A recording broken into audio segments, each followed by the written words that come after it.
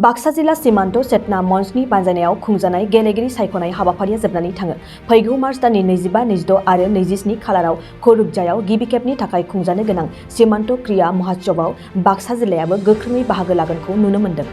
बेखौ नोजोर बोनानै थांनाय 7 आरो 8 खालाराव मोन 9 गेलेनाय आयदाखौ लानानै बाक्सा जिल्ला सीमान्त चेतना मन्चआबो गेलेगिरि सायख'नाय बादायलायनाय हाबाफारिखौ खुंफुङो।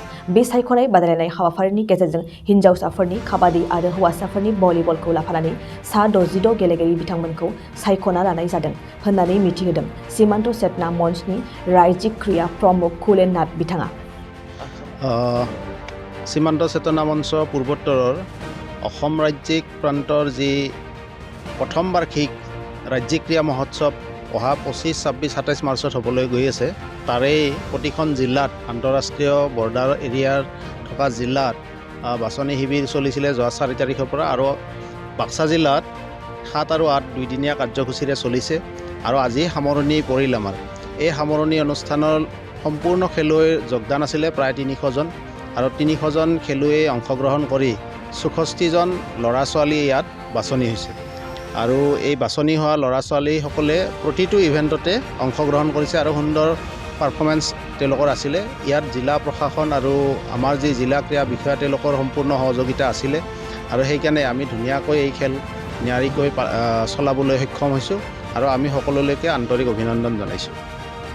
ইয়াৰ পিছতে আমি অহা পৰহিলৈকে এই বিষয়ত আলোচনা কৰিম। ৰাজ্যিক পৰ্যায়তো এটা আলোচনা আছে, আৰু সেই ভিত্তিতে প্ৰতিখন জিলাত একবাৰ আলোচনা হ'ব। আলোচনা মৰ্মে ক'ত কেনেকৈ কি হ'ব প্ৰস্তুতিৰ কাৰণে আমি সম্পূৰ্ণ লাগি যাম। আমি বাক্সা জিলা উইনিং হোৱাৰ কাৰণে আমি ৰাজ্যিক পৰ্যায়ত যাতে গোটেইকেইটা ইভেণ্টত আমি প্ৰথম বা দ্বিতীয় বা সকলোবোৰ ইভেণ্টতে আমি অংশগ্ৰহণ কৰি মেক্সিমাম প্ৰাইজ উইনিং হ'ব পাৰোঁ আৰু আমাৰ ল'ৰা ছোৱালী ভাল পাৰফৰ্মেঞ্চ আনিব পাৰে, তাৰ কাৰণে আমি চেষ্টা নিশ্চয় কৰিম।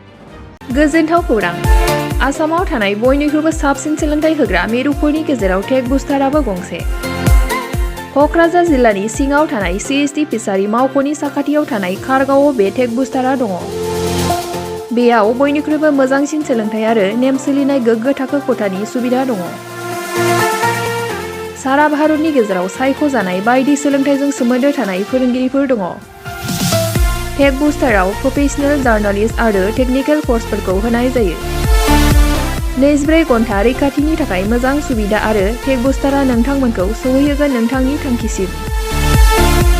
टेक बुस्टारा नोंथांनि सिमांखौ जाफुंसारनांगौनि थाखाय गांल' नङा, साहस आरो गोहोबो होगोन। सोलोंथाइ लाखांनायनि उनाव 100% प्लेसमेन्टनि खाबु दङ। सोलोंनो गोसो गुदुं बिथांमोना 9395695095 जानबुं नाम्बाराव जगाजग खालामनो हागोन। गोग्गो आदार जाग्रा सुबुंफोरनिसिम मोनसे गोजोनथाव खौरां। उदालगुरि जिल्लानि सिङाव थानाय मावरिया गामियाव मनाटिसा गावसुंथा हान्जानि सोद्रोमा हांमा ब्रह्म बिथाङा आसाम स्टेट रुरेल लाइभलिहुड मिशननि गेजेरजों खानस्रि हासार आरो गोबोर हासारजों दिहुनजानाय अर्गेनिक मैगं थाइगंनि गला बेखेवनाय जाबाय। गोग्गो मैगं थाइगं जाग्रा गोसो गुदुं बायग्रा सुबुंफोरा गाहायाव होनाय जानबुं नम्बराव जगाजग खालामनो हागोन। जानबुं नम्बरा जाबाय 8011748256। जानबुं नं 8011748256।